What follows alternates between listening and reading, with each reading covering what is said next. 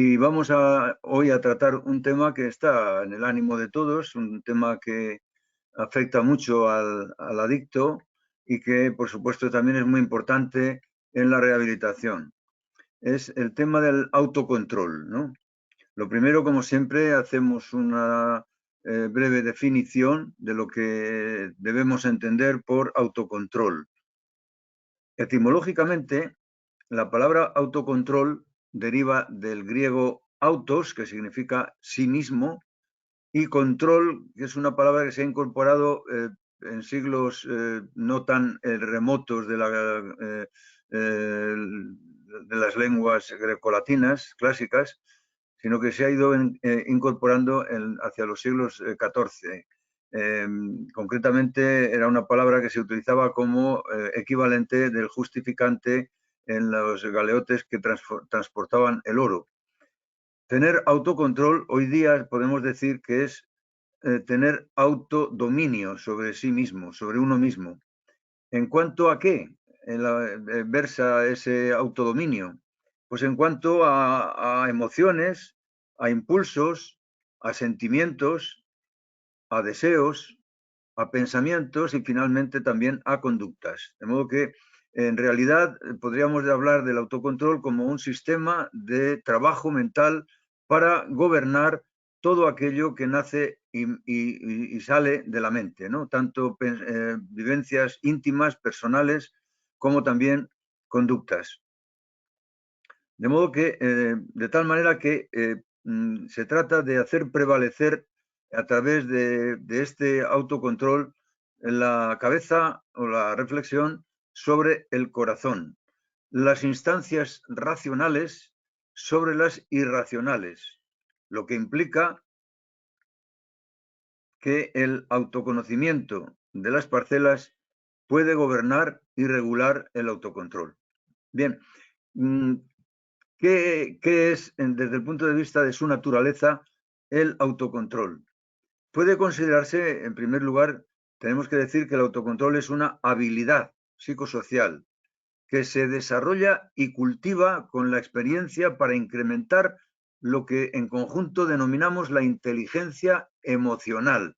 De modo que es una habilidad que, por lo tanto, no se puede decir tanto que se hereda como que se transmite a través de la educación y a través de las experiencias que se viven desde pequeños, las que vivimos desde pequeños, ¿no?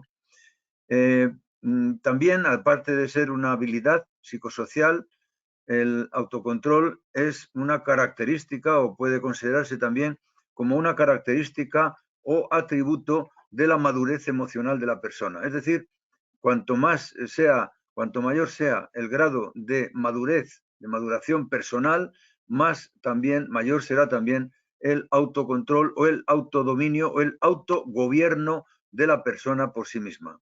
Bien, ¿qué clases hay de autocontrol? ¿Cuáles son las clases que hay de autocontrol? Pues mirad, hay tantas clases de autocontrol como objetivo tiene ese autocontrol en las distintas instancias de la mente, como son, por ejemplo, bueno, pues y ya por empezar a repasar de una manera somera las formas de autocontrol, tendríamos que decir que hay un primer control emocional. El control emocional se refiere al control de las propias emociones. Ya sabemos que cuando se habla de emociones se habla de tristeza, alegría, miedo, rabia, ira, odio. Y diríamos que a este respecto se nota más el autocontrol emocional por su carencia o ausencia que por su presencia, ya que precisamente es la falta de autocontrol emocional la que propicia el déficit de control o el descontrol emocional, lo que ocurre en las conductas impulso explosivas, por ejemplo, en el trastorno explosivo intermitente, ¿no? De tal manera que las emociones campan un poco por sus respetos sin que la propia persona sea capaz de doblegarlas, de regularlas o de, en cierto modo, de autocontrolarse sobre ellas, ¿no? Bien, en segundo término, tendríamos que hablar también, como no, porque es uno de los aspectos, de las facetas los objetivos, por lo tanto, del autocontrol más importantes, del autocontrol impulsivo. Se refiere, naturalmente, al autodominio en el terreno de los impulsos dañinos, tanto si son placenteros como violentos, ¿no? Parece un contrasentido poder hablar de impulsos placenteros y dañinos al mismo tiempo, pero es que en el ámbito de las adicciones, pues ya sabéis perfectamente que eso es así, es decir, no porque una conducta o porque una apetencia o un impulso tenga un efecto placentero, es por ello bueno. Puede ser naturalmente dañino, como lo es, por ejemplo, sin ir más lejos, para el ludópata el hecho de jugar, de obtener placer a través del juego. Todos sabemos en qué medida el ludópata experimenta placer a través del juego de azar. Y sin embargo, no podemos decir precisamente que sea bueno, sino que más bien incluso es dañino. Como también como los impulsos violentos, ¿no? Se puede decir que son dañinos tanto los impulsos, pueden serlo, los impulsos placenteros como los impulsos violentos. Como en el caso anterior también, como en el caso del autocontrol emocional, en este caso del autocontrol impulsivo se nota más por su carencia que por su presencia. Su presencia nos hace pasar desapercibidos como una persona madura, pero que no da ningún tipo de nota distintiva, característica de una manera llamativa, ¿no? Sin embargo, por su ausencia, determina una serie de cuadros clínicos que se denominan en conjunto déficit de control de impulsos o de descontrol impulsivo, característico naturalmente de las adicciones o de los controles que se experimentan en relación con conductas evasivo-impulsivas. En realidad es también un poco como el eje de las conductas adictivas, el autocontrol, o mejor dicho, la falta de autocontrol. Luego viene otro que es muy importante porque determina que el pensamiento pueda perjudicar a las personas, ¿no? Por ejemplo, estamos hablando del autocontrol cognitivo. ¿Qué quiere decir esto?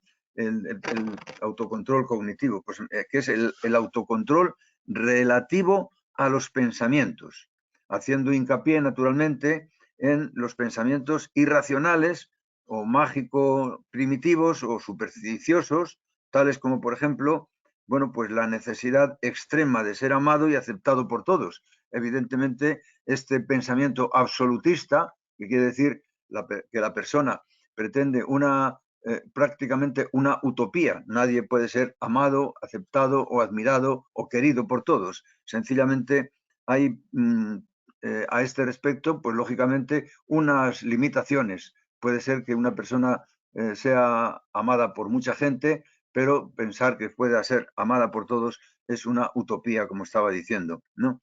El pensamiento también dicotómico, es decir, o blanco o negro, ¿no? Hay personas que se mueven con este tipo de dilema o de este tipo de disyuntiva, o blanco o negro, o me juego todo o no juego nada, o me enriquezco al máximo nivel o me arruino. Estas son un poco las alternativas que nos ofrece el pensamiento dicotómico. El no poder ser altamente competente o héroe equivale para algunas personas a ser un inútil. Y no hay por qué pensar que por no ser un héroe o una persona altamente cualificada, se sea por eso ya un villano. También el pensamiento atribucional, por ejemplo, que las malas conductas se deben a la maldad, vileza o perversidad de la gente, ¿no?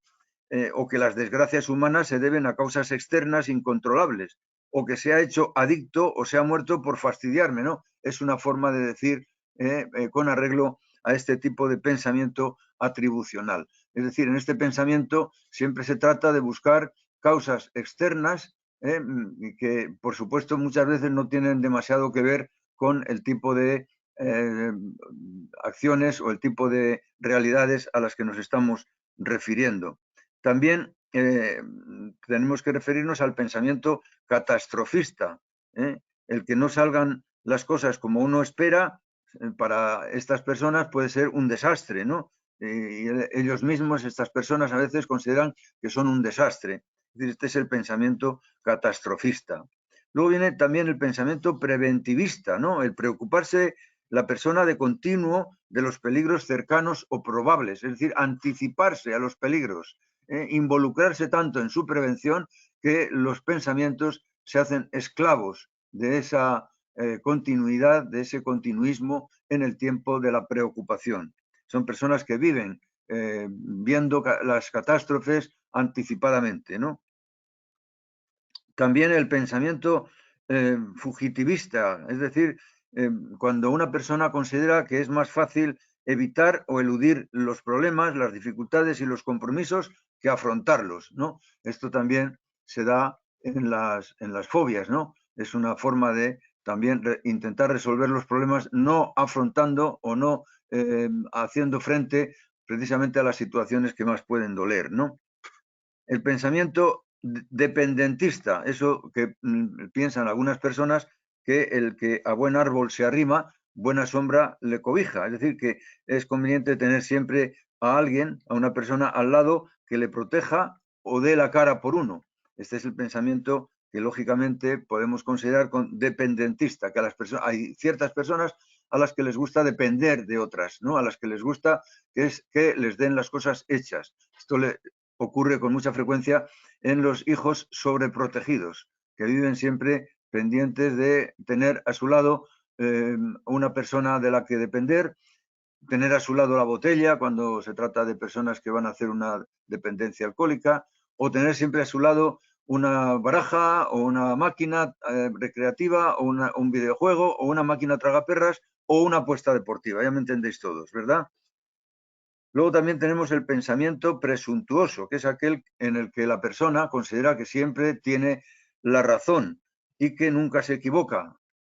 Por ejemplo, cuando una persona dice ampulosamente y presuntuosamente que ella nunca miente, ¿no? Desde luego, esta sería una excepción a nivel mundial, que una persona dijera que nunca miente, porque la mentira es una moneda de cambio muy frecuente, muy habitual en el ser humano.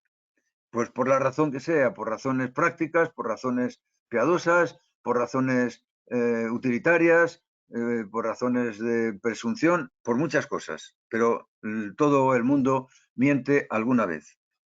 El pensamiento proyectivo o paranoide, es decir, todo me pasa a mí, me pasa todo por culpa de los demás, todo el mundo me mira mal, nada me sale bien, nada tiene solución. Bueno, luego también el pensamiento sobre generalizador, es decir, hacer juicios de valor absolutos. Por ejemplo, hablar de nadie, de todos, de siempre, de nunca, de nada, de todo. O sea, pensamientos muy absolutistas, muy sobre generalizadores. No tenemos derecho a decir que de este agua no beberé, por ejemplo, ¿no? A nivel de adicciones. Hay alguna persona que jura y perjura en un principio, cuando llega al centro, que jamás va a volver a jugar o que jamás va a volver a beber o que jamás va a volver a hacer esto o que jamás volverá a hacer lo otro, ¿no? Este tipo de pensamiento también se ve muchas veces en la vida diaria, ¿no? Cuando una persona dice a otro que siempre la amará o que siempre le será fiel o que siempre la tendrá en un altar, cuando luego, pues a la vuelta de la esquina, esa persona puede fallar o puede faltar a esa otra, ¿no? Nos entendemos, ¿no? Es decir, el pensamiento este también es muy propio de personas que están, en cierto modo, ofuscadas por un sentimiento, el sentimiento del amor o el sentimiento de la necesidad de comunicación íntima. Luego también tenemos los pensamientos posibilistas, ¿no? En los que la persona está siempre considerando, ¿y si a mí me diera por ahora por hacer tal cosa o a mí me diera por hacer tal otra? ¿Y si yo resulta que ahora no tuviera, no sintiera nada por esta persona? Esto les ocurre a algunos novios, a algunas parejas, en las que cuando surge este tipo de pensamiento, la persona puede dudar mucho de sus propios sentimientos, ¿no? Y luego finalmente también vamos a mencionar el pensamiento autoculpabilizador, ese pensamiento que algunos de vosotros habéis tenido y según el cual habéis pensado, bueno, pues habéis tenido comportamientos negativos, habéis tenido comportamientos malos. Ya he dicho anteriormente que pensar que una persona que tenga malos comportamientos es una mala persona es un pensamiento absolutamente negativo, y es un pensamiento irreal, y es un pensamiento inadecuado. Las personas pueden tener muchos comportamientos negativos y no ser ni mucho menos malas personas, sino ser unas excelentes personas. Cuando una persona tiene un comportamiento negativo puede ser sencillamente porque tiene una adicción o porque está de alguna manera compelida por algún trastorno psíquico, por algún trastorno mental, a tener ese tipo de conductas. En el pensamiento autoculpabilizador es la persona la que se echa la culpa de que, por ejemplo, haya tenido un hijo que le haya salido de tal manera o de tal otra, o un hijo que tenga tendencia a las depresiones, o un hijo que tenga tendencia a las adicciones, y que en definitiva la persona que pueda haber tenido o pueda tener una adicción en rehabilitación o sin rehabilitación se culpe a sí misma de haber sido o ser la culpable, la persona culpable de lo que les está pasando a los hijos, ¿no? Mis hijos son unos desgraciados por mi culpa, se suele decir en este tipo de pensamiento. Bueno, lo cierto es que el autocontrol cognitivo es aquel que nos permite objetivizar el pensamiento, eliminando estos sesgos, estas distorsiones que estoy comentando, las distorsiones irracionales, los pensamientos en general irracionales, que son los que muchas veces hacen sufrir a las personas que tenemos alrededor, ¿no? Algunas veces las adicciones no hacen daño por sí mismas, cuanto que por la ubicación en la persona de este tipo de pensamientos que muchas veces generan conflictos y generan disgustos y sufrimientos alrededor. Bien, luego tenemos el autocontrol desiderativo, el autocontrol de los deseos, en definitiva. Especialmente, claro está, cuando se trata del deseo de un objeto de adicción, ¿no? Por ejemplo, el alcohólico que desea el alcohol, o el ludópata que desea el juego de azar. Son naturalmente pensamientos desiderativos que conviene controlar mediante esto precisamente que estoy diciendo, el autocontrol. En estos casos, o la comida, la bulímica, o el alcohólico, etcétera, ¿no? La presencia de la persona amada para el dependiente emocional, etcétera, etcétera. Es decir, en este caso se desea algo que no conviene a la persona, y sin embargo se desea. Cuando la persona puede controlar esos deseos, estamos hablando del autocontrol desiderativo. ¿De acuerdo? Y finalmente, como una clase ya también del autocontrol, tenemos el autocontrol afectivo. Es el autocontrol afectivo el autocontrol relativo a los sentimientos, sobre todo, claro está, a los sentimientos negativos, como por ejemplo el sentimiento de rencor, el sentimiento de venganza, o los pensamientos impropios, como por ejemplo los celos, o los pensamientos imposibles, ¿no? Cuando uno aspira a un amor que realmente puede ser imposible. Todo este tipo de pensamientos afectivos, pensamientos o sentimientos que estoy considerando, es también conveniente llegar a controlarlos mediante el autocontrol, ¿no? Bien, ¿qué objetivos tiene el autocontrol? Bueno, pues claro, en primer lugar, tiene el objetivo del conocimiento del cuerpo y de la mente, de las sensaciones, de los sentimientos, de las torpezas, de las carencias o excesos. En segundo lugar, aprender a dosificar, a dominar, a reprimir sentimientos, pensamientos y emociones para que fluyan y no irrumpan como un torrente en el ámbito de las relaciones interpersonales. Luego, aprender a enfrentarse a los sentimientos encontrados o conflictivos, aquellos que implican, por ejemplo, un doble deseo. Deseo de hacer caso a mi madre o a mi pareja, y por el contrario, deseo de realizarme yo a mí mismo según mis propios deseos, ¿no? Los pensamientos encontrados que decíamos antes, ¿no? Aprender a enfrentarse y a manejarse con este tipo de pensamientos. Y finalmente, lo que pretendería el autocontrol sería una especie de